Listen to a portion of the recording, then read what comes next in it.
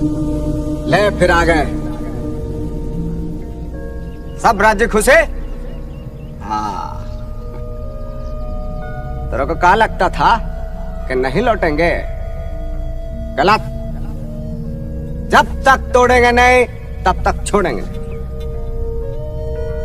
बहुत लंबा दंगल चलेगा रे तोर हमारा। हाँ भैया, कहाँ समझे थे? नहीं आएंगे दोबारा? अरे आ गए, फिर से आ गए। क्या करने आ गए? सर पढ़ाने आ गए आपको फिर से। आज तो मस्त पढ़ेंगे, एकदम बढ़िया से मज़े आके पढ़ेंगे, बिल्कुल टेंशन फ्री होके। और आज ऐसा पढ़ेंगे, ऐसे प्रिंसिपल्स पढ़ लेंगे ना बेटा, आज तुम बोलोगे सर बिल्कुल आज प्रिंसिपल समझ आ गए, आज बुक खोलने की भी ज़रूरत नहीं है, बस हम नाम से समझा देंगे। ठीक है, पहले एक बात बताओ, पहली वाली वीडियो देखी है इसकी, जो प्रिंसिपल ऑफ मैनेजमेंट की पहली वीडियो थी बेटा, वो देख लेना एक बार, क्योंकि उसी के बाद यहाँ पे आना, तभी आपको थोड़ी और ज़्यादा क्लैरिटी आएगी। वहाँ पे मैंने आपको एक बात बताई थी। क्या बात बताई थी? कि ये जो हमारे भाई साहब थे, जितने भी जो दो भाई साहब थे जिन्होंने हमें प्रिंसिपल्स दिए, एक हमारे टेलर भाई साहब और एक हमारे फ्योल भाई साहब, इन्होंने प्रिंसिपल ऑफ मैनेजमेंट बनाया कैसे? इन्होंने प्रिंसिपल ऑफ मैनेजमेंट बनाया ऑब्जर्वेशन करके, लोगों को ऑब्जर्व करके, उनकी हरकतें देख के, उनकी बातें देख के, उनका बिहेवियर देख के। तो एक काम करते हैं बेटा, आज हम भी ना ऐसी ऑब्जर्वेशन करते हैं, अपने आसपास क्या क्या चीज़ें होती हैं उसको ऑब्जर्व करके प्रिंसिपल्स पढ़ते हैं। सोच लो आप फ्योल हो और आप आजकल की ऑब्जर्वेशन, आजकल के लोगों को देख के अगर आपको प्रिंसिपल बनाना है तो क्या ऑब्जर्व करके आप कौन सा प्रिंसिपल बना पाओगे? पहले तो बात करते हैं कि हमारे जो फ्योल भाई साहब थे ना, इन्होंने हमें प्रिंसिपल दिए कितने? बेटा इन्होंने जो हमें प्रिंसिपल दिए ना, वो 14 प्रिंसिपल्स दिए, इतने सारे प्रिंसिपल्स दे दिए। अगर मैं 14 की बात करूं और बुक खोलोगे ना, एक बार आप बुक खोलो, बुक खोल के आप 14 प्रिंसिपल के नाम याद रखने रखोगे, थोड़े दिन बाद, 2 दिन बाद फिर भूल जाओगे, तीसरे दिन याद करोगे, चौथे दिन फिर भूल जाओगे। तो ये बार बार वो चीज़ें, एक बार ही आप रटने की कोशिश करते हो ना तो बार बार भूल जाते हो। अब रटना नहीं है बेटा, उसके हिसाब से सोचो कि उसने कैसे लोगों को ऑब्जर्व करके प्रिंसिपल बनाए, उसके हिसाब से सोचोगे। अगर उसने बना लिए तो हमें तो बने बनाए को बस अपने आप में ग्रैस्प करना है, उसको अंदर लेके जाना है। ठीक है, ऐसी करें। चलो, कितने प्रिंसिपल दिए थे उसने? 14।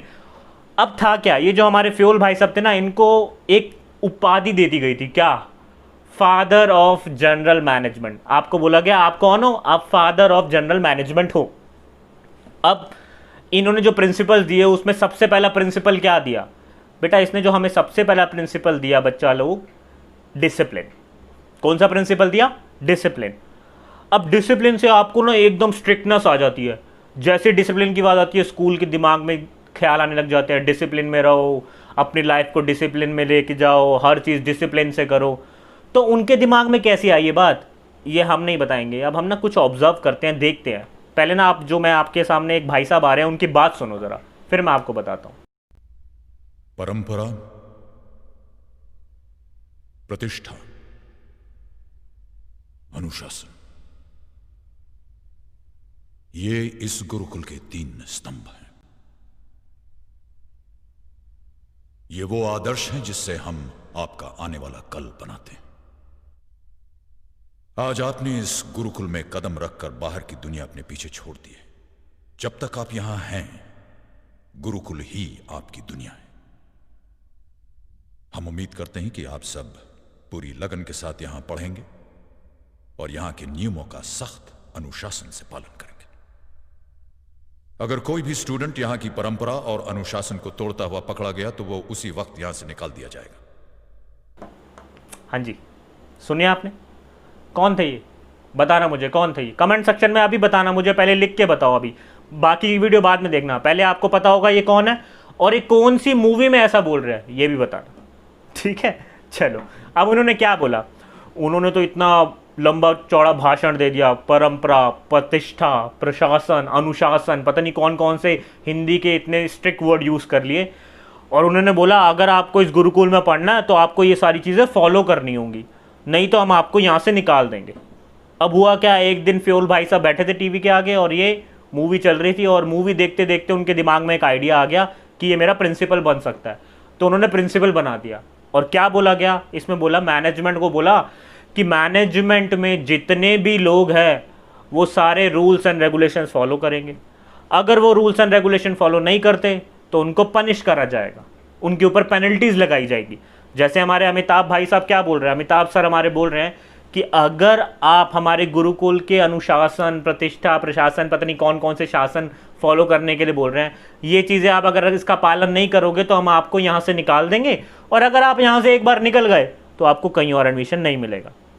तो फ्यूल भाई साहब ने यही अपने सारे जितने भी एम्प्लॉयज़ थे उनको जाके बोल दिया कि आपको क्या करना है, बिल्कुल कॉपी मार दिया, यहाँ से कॉपी मार के बोला आपको, ऐसी असेंबली में गए, असेंबली में जाके बोला आपको यहाँ जाके सारे रूल्स एंड रेगुलेशंस फॉलो करने हैं, अगर आप फॉलो नहीं करते तो आपको यहाँ से निकाल दिया जाएगा। हाँ वो थोड़ा कैरेक्टर में आ गए थे। अब हुआ क्या, फ्यूल ने ये प्रिंसिपल बनाया और फ्यूल ने क्या बोला, फ्यूल ने बोला it refers to obedience of rules and regulations of the organisation. तो डिसिप्लिन क्या बोलता है कि आपको रूल्स एंड रेगुलेशंस फॉलो करने हैं ऑर्गेनाइजेशन के, which is necessary for the systematic working of the organisation. अगर आपको एक ऑर्गेनाइजेशन को बहुत अच्छे तरीके से चलाना है तो सब लोगों को, चाहे वो बॉसेस हो, चाहे वो उसके नीचे के एम्प्लॉय हो, चाहे वो वर्कर लेवल हो, हर किसी को ऑर्गेनाइजेशन के रूल्स एंड रेगुलेशंस फॉलो करने हैं। ठीक है। Discipline require good supervisor at all level, her level पे सुपरवाइजर होंगे। अब देखो अमिताभ सर ने बोला अगर वो बच्चों से फॉलो करा रहा है तो खुद भी तो फॉलो करेगा, ऐसे ही जो बॉसेज हैं, सुपरवाइजर्स हैं, उनको भी फॉलो करना है। अगर वो खुद फॉलो करेंगे तभी तो उनके नीचे के एम्प्लॉय फॉलो करेंगे। तो यही बोला क्या, क्लियर एंड फेयर एग्रीमेंट्स। अब अमिताभ सर ने क्या बोला, स्पेशल एक असेंबली रखी गई और वहां पे सबको बताया गया कि हमारे क्या रूल्स एंड रेगुलेशंस हैं।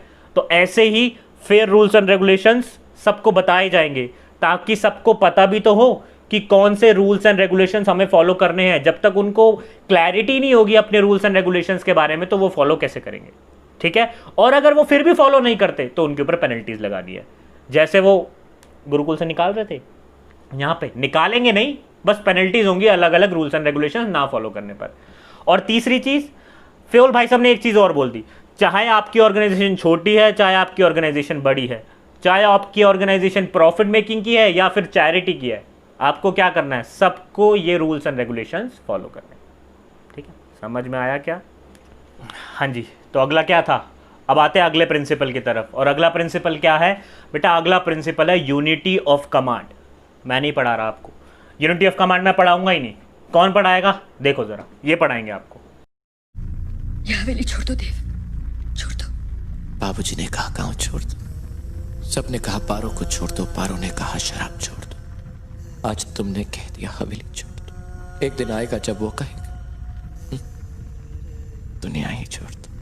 सर ये क्या कह गया, इन्होंने क्या यूनिटी ऑफ कमांड पढ़ाया, हम बताते हैं बेटा। देखो यूनिटी ऑफ कमांड क्या बोलता है बेटा, यूनिटी ऑफ कमांड बोलता है कि कोई भी अगर एम्प्लॉय है और उसका बॉस है तो हर एम्प्लॉय का कम से कम एक ही बॉस होना चाहिए। और अगर उसका एक बॉस है तो उसको जो ऑर्डर मिल रहे हैं वो एक ही बॉस से मिलने चाहिए। ऐसा नहीं है कि एक बॉस से उसको कुछ और ऑर्डर मिल रहा है, दूसरे बॉस से उसको कुछ और ऑर्डर मिल रहा है। जैसे यहाँ पे हमारे शाहरुख सर थे, शाहरुख सर ने बोला, माँ ने कहा ये छोड़ दो, फादर ने कहा ये छोड़ दो, पारो ने कहा ये छोड़ दो, एक दिन दुनिया जिनकी बोलेगी ये भी छोड़ दो। तो वो बेटा बात किसकी माने, वो बेटा कंफ्यूज हो चुका है। तो ऐसे ही इसको देख के फ्योल भाई साहब के दिमाग में आइडिया आया कि ऐसा एम्प्लॉय के साथ भी तो हो सकता है कि उसका एक बॉस कर रहा है ये काम करो, दूसरा बॉस कह रहा है ये काम करो, तीसरा बॉस कह रहा है ये काम करो। अब वो बेचारा बात माने तो किसकी माने, वो तो टेंशन में आ गया, वो तो कंफ्यूज हो गया। तो यही यूनिटी ऑफ कमांड उसने बना दिया देख के हुए। उसने यूनिटी ऑफ कमांड में क्या बोला कि हर बॉस के अंडर एक सुपीरियर, यानी हर एक एम्प्लॉय का एक बॉस होना चाहिए और उसको जो ऑर्डर मिलेंगे वो एक ही बॉस से मिलेंगे। उसको बार बार अलग अलग लोग ऑर्डर नहीं देंगे। एक बॉस कोई बोल रहा है आपको ये काम करना है, दूसरा बॉस बोल रहा है आपको ये काम नहीं करना, वो तो बेचारा कंफ्यूज हो जाएगा, वो तो काम ही नहीं कर पाएगा। तो क्या बोला गया, देखो, each subordinate should receive order and instruction from one superior only. आपको एक ही बॉस से ऑर्डर मिलने चाहिए। If an employee gets order from two superior at the same time, उसकी माँ ने भी उसको ये बोल दिया, उसके फादर ने भी उसको ये बोल दिया, पारो ने भी बोल दिया, वो बेचारा कंफ्यूज हो गया। तो ऐसे ही अगर एम्प्लॉय को भी दो सुपीरियर से ऑर्डर मिल गए तो वो बेचारा कंफ्यूज हो जाएगा, काम ही नहीं कर पाएगा। It will create confusion, confusion होगी, कंफ्लिक्ट होगा। कैसे कंफ्लिक्ट होगा, वो एक बॉस का ऑर्डर माने दूसरे का ना माने तो दूसरा उससे नाराज हो जाएगा, और दूसरे का माने पहले का ना माने तो पहला उससे नाराज हो जाएगा, तो कंफ्लिक्ट चलेगा। ठीक है, डिस्टर्बेंस होगी, काम कंप्लीट अच्छे से नहीं हो पाएगा। और ओवरलैपिंग ऑफ एक्टिविटीज, कैसे ओवरलैपिंग, मान लो एक बॉस ने उसे एक काम करने को बोला, थोड़े दिन बाद वही बॉस दोबारा उसे वही काम करने को बोल रहा है, दूसरा वाला बॉस, तो दिक्कत हो गई, एक ही काम बार बार करे जा रहा है, तो ओवरलैपिंग ऑफ एक्टिविटीज हो सकती है इसकी वजह से। इसको बोला जाता है ड्यूल सबऑर्डिनेशन। ड्यूल सबऑर्डिनेशन क्या होता है बेटा? बेसिकली जब आपको दो बॉस ऑर्डर दे देते हैं और आप किस बॉस का ऑर्डर मानोगे, जब आपको दो ऑर्डर एक साथ मिल गए तो उसे ड्यूल सबऑर्डिनेशन बोला जाएगा। और ड्यूल सबऑर्डिनेशन हर इंडिविजुअल ऑर्गेनाइजेशन में नहीं होना चाहिए। ऑर्गेनाइजेशन में ड्यूल सबऑर्डिनेशन होना ही नहीं चाहिए, क्योंकि वो कंफ्यूजन फैलाता है। ठीक है, क्लियर हुआ? पक्का? किसने सिखाया? पहला वाला प्रिंसिपल हमें अमिताभ सर ने सिखा दिया, देखो हमने तो पढ़ा ही नहीं, उनकी मूवी देख के हमें समझ आ गया। दूसरा वाला प्रिंसिपल हमें किसने सिखा दिया? हमारे शाहरुख भाई साहब ने सिखा दिया। अब तीसरे प्रिंसिपल की तरफ चलते हैं। अब तीसरा प्रिंसिपल कौन सा बेटा? तीसरा जो प्रिंसिपल है वो है इक्विटी। ये भी मैं नहीं सिखा बेटा, मैं तो पढ़ाना ही आता ही नहीं मुझे, मैं तो सिखा ही नहीं सकता। कौन सिखाएगा आपको ये इक्विटी? देखो देखो ये सिखाएंगे अब आपको इक्विटी। असलियत बताता हूं तुझे।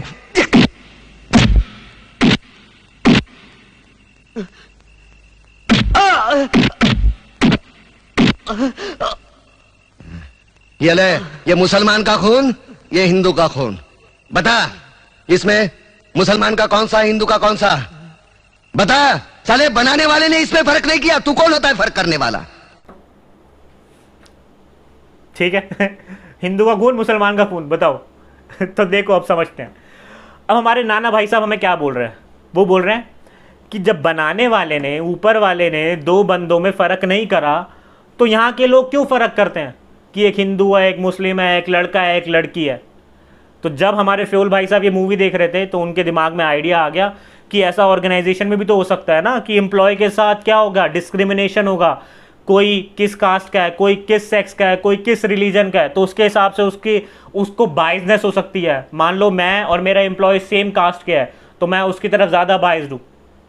तो ऐसे ही हमारे फ्योल भाई साहब ने बोला, जैसे नाना भाई साहब बोल रहे हैं। अब फ्योल भाई साहब ने करा क्या? फ्योल भाई साहब ने सबके एम्प्लॉय के हाथ में पत्थर मारा और सबका खून मिला के बोला, बता इसमें से हिंदू का कौन सा, लड़की का कौन सा, लड़के का कौन सा? ठीक है, तो इक्विटी में बोला गया कि हमारे ऑर्गेनाइजेशन में कभी भी कोई डिस्क्रिमिनेशन नहीं होगा on the basis of caste, caste के बेसिस पर नहीं होगा, सेक्स के बेसिस पर नहीं होगा, लड़का लड़की कुछ नहीं ऐसा, रिलीजन के बेसिस पर नहीं होगा, हिंदू मुस्लिम सिख ईसाई ऐसा नहीं होगा। तो होना नहीं चाहिए, दैट इज इक्विटी। ये हमारे नाना भाई साहब ने हमें बता दिया। देखो, the working environment of any organisation should be free from all forms of discrimination. कोई भी डिस्क्रिमिनेशन नहीं होना चाहिए, चाहे वो रिलीजन हो, चाहे वो लैंग्वेज हो, चाहे वो सेक्स हो, चाहे वो बिलीफ हो।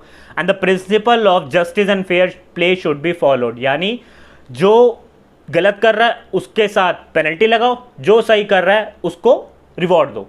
ऐसा नहीं होना चाहिए जो गलती कर रहा है और वो आपके रिलीजन का है तो आप उसको पनिश नहीं कर रहे। ठीक है, fair and justice rule follow होना चाहिए। No worker should be unduly favoured और पनिश। कोई भी वर्कर को उसके सेक्स के हिसाब से या उसके रिलीजन के हिसाब से फेवर नहीं करना और ना ही उसे पनिश करना। मतलब हिंदू मुस्लिम का खून एक जैसा है तो सारे ऑर्गेनाइजेशन में काम करने वाले पर्सन भी एक जैसे हैं। बेटा दिमाग में तुम्हारे ना माइंड आ रहा होगा ऐसे, मतलब कि सर आप ऐसे क्यों पढ़ा रहे हो? बेटा ऐसे पढ़ने में ना तुम्हें ही फायदा है। मैं तो पढ़ाने को आपको सिंपल भी पढ़ा दूंगा, मुझे क्या है, पर आप ऑब्जर्व करोगे ना चीज़ों को अपनी डेली लाइफ में कि कैसे आप प्रिंसिपल ऑफ मैनेजमेंट निकल के आए तो आपको और अच्छी क्लैरिटी होगी। अब अगर वहां पे इक्विटी आ गया तो आपके दिमाग में नाना पाटेकर आ जाएगा, हिंदू मुसलमान का खून अपने आप समझ आ जाएगा, याद करने की जरूरत ही नहीं है। ठीक है, चले नेक्स्ट पे, चलिए नेक्स्ट पे चलते हैं। तो अगला है बेटा हमारा प्रिंसिपल जो बोलता है, क्या बोलता है, डिवीजन ऑफ वर्क। देखो वीडियो देखो पहले।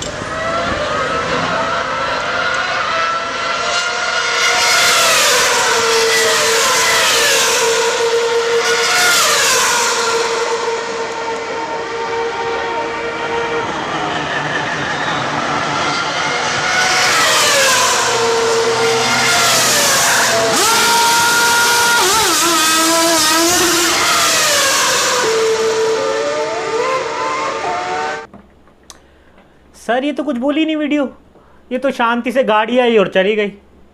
देखो बेटा इसको हम समझते हैं। देखो अब काम क्या था सब लोगों का, बेटा पूरी ऑर्गेनाइजेशन का जो काम होता है, ऐसे ही गाड़ी का काम था, गाड़ी के टायर चेंज करने थे, गाड़ी में पेट्रोल डालना था और कोई थोड़ी बहुत सर्विसिंग करनी थी। अब हर बंदे को अलग अलग काम दे दिया गया। हर बंदे को अगर अलग अलग काम दे दिया गया, कोई भी पर्सन किसी और के काम पे इंटरफेयर नहीं कर रहा, सबको अपना अपना काम पता है, तो सारे अपने काम में स्पेशलाइज थे। अगर अब सारे अपने काम में स्पेशलाइज थे तो इतनी आसानी से इतनी जल्दी चारों टायर चेंज हो गए, इतनी आसानी से इतनी जल्दी पेट्रोल भरा गया, इतनी आसानी से इतनी जल्दी गाड़ी आके चलेगी। ऐसे ही ऑर्गेनाइजेशन में होता है। ऑर्गेनाइजेशन में जितना भी काम होता है उसको छोटे छोटे लोगों में बांट दिया जाता है, छोटे छोटे यूनिट्स में बांट के अलग अलग लोगों में बांट दिया जाता है, जिसे बोलते हैं डिवीजन ऑफ वर्क। फिर क्या करते हैं, फिर वही पर्सन वो काम डेली रेगुलर बेसिस पे करता है। जैसे ही वो रेगुलर बेसिस पे उस काम को डेली करता है तो वो स्पेशलाइज हो जाता है। और आपको पता है बेटा, कोई भी पर्सन अगर स्पेशलाइज हो गया किसी काम में तो वो उस काम को अनस्पेशलाइज पर्सन से बहुत बेटर वे में कर सकता है। जैसे अगर यही सारा काम आपको एक ही पर्सन करता, वो चारों गाड़ी के टायर चेंज करता, तो बहुत टाइम लगता। इतने में बाकी जो उसके वो थे कॉम्पिटिटर्स थे वो आगे निकल जाते। ऐसे ही ऑर्गेनाइजेशन में क्या होता है, हर काम अलग अलग पर्सन को दे दिया। अब अलग अलग पर्सन पता है कि उसको कैसे कैसे कौन से सपोर्ट लेके, किसका सपोर्ट लेके, कहाँ पे कौन सी चीज़ रखी हुई है, काम करना है। वो आएगा डेली बेसिस पर, वो काम करके घर चला जाएगा। थोड़े दिन में वो स्पेशलाइज हो जाएगा, अब उसको सब काम बहुत ईजिली हो जाएगा। इससे होगा क्या बेटा, इससे एक तो कॉस्ट कम होगी, ठीक है, टाइम बचेगा, इफेक्टिवनेस आएगी, एफिशिएंसी आएगी, प्रोडक्शन बहुत तेजी से होगी। बस यही हमारा नॉर्मल था, that is division of work. क्या बोलता है division of work? Work is divided into small task और job and each work is done by a trained employ which leads to greater efficiency greater होगी, specialisation होगी, increase productivity होगी and reduction of unnecessary wastage and movement. अब देखो, वो गाड़ी को एक पर्सन दूसरे पर्सन से कोई लेना देना नहीं था, सबको अपना अपना काम पता था, तो सबने अपना अपना काम करा और जल्दी से गाड़ी चली गई। ऐसे ही डेली ऑर्गेनाइजेशन में आप आओगे, आपको अपना काम पता है, काम करोगे, करके चले जाओगे, that is division of work. Next, due to this big companies, इसी की वजह से जो कंपनीज होती है, कंपनीज अलग अलग डिपार्टमेंट्स बनाती है, finance department, HR department, management, marketing department, जिसको पता होता है कि हमें ये काम करना है, यही काम करेंगे और आसानी से काम करके घर चले जाएंगे। उनको अलग अलग डेली काम नहीं करने होते, वो इसमें स्पेशलाइज हो जाते हैं। क्लियर हो गया, समझ आ गया? चले नेक्स्ट पे, देखिए नेक्स्ट अगला क्या बोलता है बेटा। अगला जो प्रिंसिपल था वो था अथॉरिटी एंड रिस्पॉन्सिबिलिटी। अब इसके लिए हमने एक पर्सन को बुलाया, पहले उसको समझो। देखो जरा वीडियो देखो। सर, दुकानें लूट रहे हैं, बसें जला रहे हैं सर, पब्लिक प्रॉपर्टी कचरा हो रही है। You have to issue shooting order sir. अरे शूटिंग ऑर्डर देना होता तो कब का दे चुका होता। कुछ बसें जलती हैं तो जलने दो, दुकानें लुटती हैं तो लुटने दो। मैं 2-4 को पकड़कर एक कमेटी बनाकर स्पॉट पर भेजता हूँ, तब तक संभालो। शिट, क्या 4 पैसे का सीएम है, कोई डिसीजन नहीं ले सकता। सर ये क्या वीडियो थी बेटा? पहले तो मुझे आपको ना एक बात बतानी है, आप ना हर वीडियो का मुझे बताओगे कौन सी मूवी का है, ठीक है? आपकी मूवी की ज़रा जनरल नॉलेज भी देखिए कितनी है। चलो देखो, अब अथॉरिटी एंड रिस्पॉन्सिबिलिटी क्या होती है बेटा? अथॉरिटी होती है डिसीजन लेने की पावर, आपके पास कितनी पावर है कि आप डिसीजन ले सकते हो। और रिस्पॉन्सिबिलिटी होती है आपको जितनी अथॉरिटी मिली है, आप जिस काम के लिए रिस्पॉन्सिबल हो, क्या आप उस काम को कर रहे हो या नहीं कर रहे।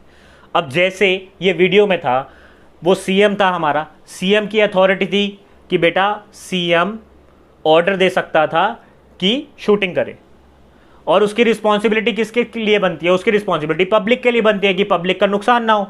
लेकिन वो यहाँ पे अपनी अथॉरिटी यूज़ नहीं कर रहा, वो अपना पावर यूज़ नहीं कर रहा, और वो अब रिस्पॉन्सिबिलिटी से भी मुकर रहा है।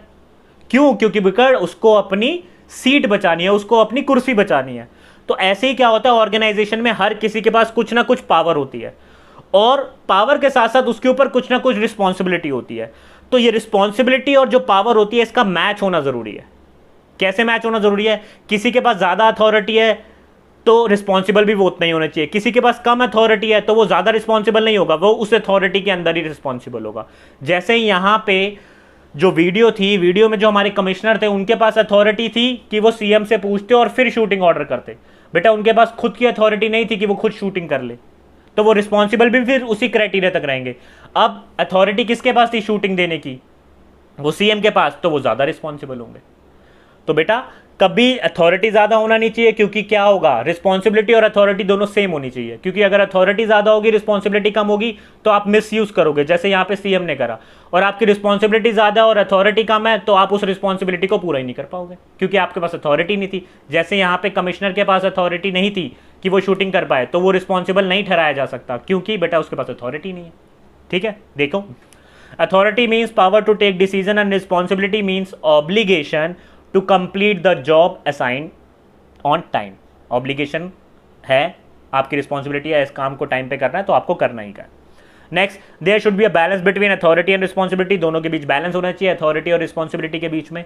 N organisation should build safeguard against abuse of managerial power, कोई भी पर्सन अपनी पावर, अपनी अथॉरिटी का मिसयूज नहीं करना। ऑर्गेनाइजेशन को ऐसे रूल्स बनाने हैं कि कोई भी पर्सन अपनी अथॉरिटी का मिसयूज ना करे। At the same time manager should have necessary authority to carriers responsibility, और अगर आपने किसी को कुछ रिस्पॉन्सिबिलिटी दी है तो उसको उतनी अथॉरिटी भी दो कि वो उस रिस्पॉन्सिबिलिटी को पूरी से अच्छे तरह से पूरी कर पाए। क्लियर, समझ आया बेटा? ठीक है, नेक्स्ट चले अगला। अगला क्या बोलता है बेटा? अगला है रेम्यूनरेशन ऑफ एम्प्लॉयज। अभी रेम्यूनरेशन का मतलब होता है पैसा, एम्प्लॉयज को कितना पैसा देना चाहिए। जरूर देखो, पहले वीडियो देखो। 800 रुपये में तय करके ले जाते, देते 400 रुपये, नहीं देते तो मारने पीटने के लिए तैयार हो जाते हैं। 1 महीने काम मैंने किया सेक्टर 55 में, और आज भी मेरा पैसा नहीं मिला है। काम सर लेके जाते हैं यहाँ से और काम अधिक करवा लेते हैं, यहाँ से बोल के कुछ और ले जाएंगे और कराएंगे वहाँ पे कुछ और। देखो वीडियो में आपको समझ आ गया, सारे के सारे पर्सन क्या बोल रहे हैं, हमको काम ज़्यादा कराते हैं और पैसे देते नहीं हैं, या जिस काम के लिए बुलाते हैं वो काम करवाते नहीं हैं।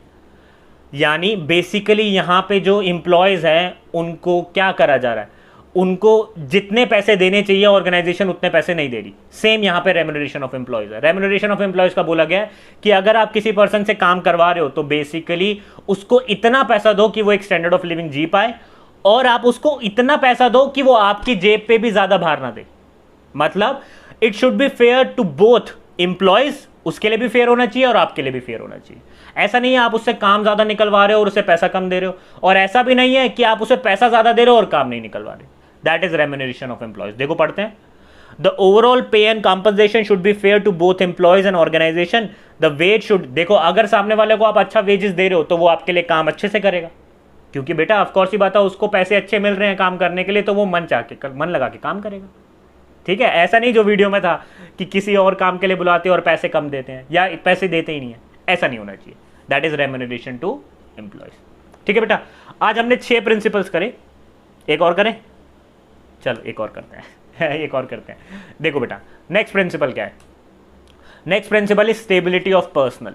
स्टेबिलिटी का मतलब होता है एक जगह पर रहना, और पर्सनल का मतलब यहां से रिलेटेड है पर्सन्स। तो पहले वीडियो देखो आप। कोई काम नहीं है? करूँ तो क्या करूँ? सॉफ्टवेयर में सैलरी सॉफ्ट है, हार्डवेयर बहुत हार्ड है, रियल एस्टेट में रियल गुंडे भरे हैं, कंस्ट्रक्शन में सैलरी कम है। फालतू नौकरी करूंगा तो घर वाले शादी कराएंगे, और 2 साल बाद वो देखो वैसी हालत होगी, और 5 साल के बाद उसके जैसी। देखो क्या बोला उसने, सॉफ्टवेयर में काम करा नहीं जाता, हार्डवेयर में हार्ड है, रियल एस्टेट में गुंडे हैं, वहां काम नहीं होता। तो वो बेटा कर क्या रहा है? वो बेसिकली एक काम पे अपना ध्यान ही नहीं दे रहा। थोड़े दिन काम करता है, फिर बोलता है नहीं इसमें ये खराबी है, दूसरे दिन काम करता है, फिर बोलता है इसमें ये खराबी है। तो वो कोई भी काम मन लगा के ज्यादा दिन तक नहीं कर पाता। तो ऐसे स्टेबिलिटी ऑफ पर्सनल बोलता है। ऑर्गेनाइजेशन में अगर आपको एक एम्प्लॉय एक मान के चलूं, अगर आपको एक डिपार्टमेंट में रखा गया, आपको ऑर्गेनाइजेशन ने एक पर्टिकुलर डिपार्टमेंट में रखा, तो आपको थोड़े दिन अपनी उस ऑर्गेनाइजेशन को वैल्यू बताने के लिए उस डिपार्टमेंट में ही रखे रहना जरूरी है। ऐसा नहीं होना चाहिए कि आपको 2 दिन एक डिपार्टमेंट में रखा, थोड़े दिन बाद फिर आपको दूसरे डिपार्टमेंट में भेज दिया, तीसरे दिन बाद आपको फिर तीसरे डिपार्टमेंट में भेज दिया। तो आप अपनी जस्टिस, तो आप अपनी जो क्वालिटी है कि आप कौन सा काम कैसे कितनी अच्छी तरीके से कर सकते हैं, वो तो उन्हें बता ही नहीं पाओगे, नहीं बता पाओगे ना, क्योंकि आप एक काम बहुत दिन तक कर ही नहीं पाए। आपको धीरे धीरे चेंज करते गए, बार बार एक डिपार्टमेंट से दूसरे डिपार्टमेंट में ट्रांसफर करा गया, तीसरे डिपार्टमेंट में ट्रांसफर कर गया। इससे होगा क्या? इससे एम्प्लॉय ना डिससेटिस्फाई होगा, उसे लगेगा यार मुझे काम तो करने देते नहीं है, मैं थोड़े दिन काम करता हूँ, मुझे सेकंड डिपार्टमेंट में भेज देते हैं, वहाँ काम सीखता हूँ, फिर आप मुझे तीसरे डिपार्टमेंट में भेज देते हैं। तो वो आपकी ऑर्गेनाइजेशन छोड़ना स्टार्ट कर देगा। वो बोलेगा मैं ऐसी ऑर्गेनाइजेशन में जाऊँ जहाँ मैं कुछ सीखूँ तो सही। स्टेबिलिटी ऑफ पर्सनल बेसिकली आपको यही बोलता है कि अगर आप किसी एम्प्लॉय को अपने यहाँ पे जॉब पे रख रहे हो, उसको काम दे रहे हो, तो उसको अपनी एक तरीके से मैं क्या बोल सकता हूँ बेटा, अपनी कि उसके पास कितनी पावर है, कि वो कितने अच्छे से काम कर सकता है, वो दिखाने के लिए उसको टाइम तो दो। ठीक है। देखो पढ़ते हैं। According to this, there should be proper efforts to achieve stability and continuity of tenure of personnel. Fayol suggested that every personnel should be kept at their position for a minimum period. उसको अगर आपने एक position दिया तो उसको कुछ period के लिए वहां रखो, and must be given reasonable time to show result, ताकि वो अपने रिजल्ट्स दिखा पाए। अगर आप उसको एक दिन में ही चेंज करते रहते हो तो वो भी रिजल्ट दिखा ही नहीं पाएगा। जैसे वो बोल रहा है ना, मैं पहले थोड़े दिन सॉफ्टवेयर में गया, मुझे वहां दिक्कत हुई, मैं तीसरे में चला गया, वहां गया तो वहां दिक्कत हुई, उसमें चला गया। ऐसा नहीं है, आपको कहीं ना कहीं तो एक जगह रखना पड़ेगा ना, ताकि आप अपने रिजल्ट शो कर पाओ। ठीक है, continuous change will create insecurity, अगर बार बार चेंज करोगे तो उसमें इनसिक्योरिटी आएगी, और ऐसे जो एम्प्लॉय होंगे वो ऑर्गेनाइजेशन को छोड़ के जाएंगे। अब छोड़ के जाने से ना बहुत ज़्यादा नुकसान होता है ऑर्गेनाइजेशन को। आपने एक पर्सन के ऊपर इतना खर्च करा, इतना टाइम खर्च करा, उसका इंटरव्यू लिया, फिर अगर वो जल्दी से ऑर्गेनाइजेशन छोड़ दे तो फिर आपको नया एम्प्लॉय लाना पड़ेगा, उस पर ट्रेनिंग देनी होगी, तो ऐसे ऑर्गेनाइजेशन का टाइम भी खराब होता है और पैसे भी खराब होते हैं। That is stability of personal. ठीक है बेटा, अभी ना हम यहीं तक करते हैं, क्योंकि अगर मैं आपको 14 प्रिंसिपल अभी के अभी करा दूंगा तो आपका माइंड ना एकदम से झोलम झोल हो जाएगा, तो टेंशन लेने की जरूरत नहीं है, बस यहीं तक करते हैं। आज 7 करेंगे, नेक्स्ट वीडियो में मैं और लेके आऊँगा बाकी। अगर आपको कोई भी डाउट हो तो मुझे टेलीग्राम पे पूछ लेना, नहीं तो कमेंट सेक्शन में जाके कोई भी डाउट हो तो मुझसे पूछ लेना, कोई दिक्कत नहीं है बेटा। कोई भी डाउट हो, कोई भी डाउट हो, कोई भी डाउट हो, मैं आपको बोलता हूँ पूछा करो। हर चीज़ को पूछोगे नहीं ना तो आप सीखोगे नहीं, और सीखना बहुत इंपॉर्टेंट है। ठीक है बेटा, चलते हैं। इस वीडियो को थोड़ा बहुत मेहनत करिए बेटा, पता है ये वीडियो मैं रात को 3 बजे बना रहा हूँ, ठीक है, क्योंकि मुझे पूरा दिन टाइम नहीं मिला। तो ठीक है, थोड़ा सा शेयर कर देना अपने बच्चों को, अपने साथ वालों को, ताकि वो भी कुछ फ़ायदा उठा पाए, ऑब्जर्व कर पाए चीज़ों को। ठीक है, और मूवीज़ भी देख पाए। ठीक है, ओके बेटा, खत्म, bye bye, tata, goodbye, गया।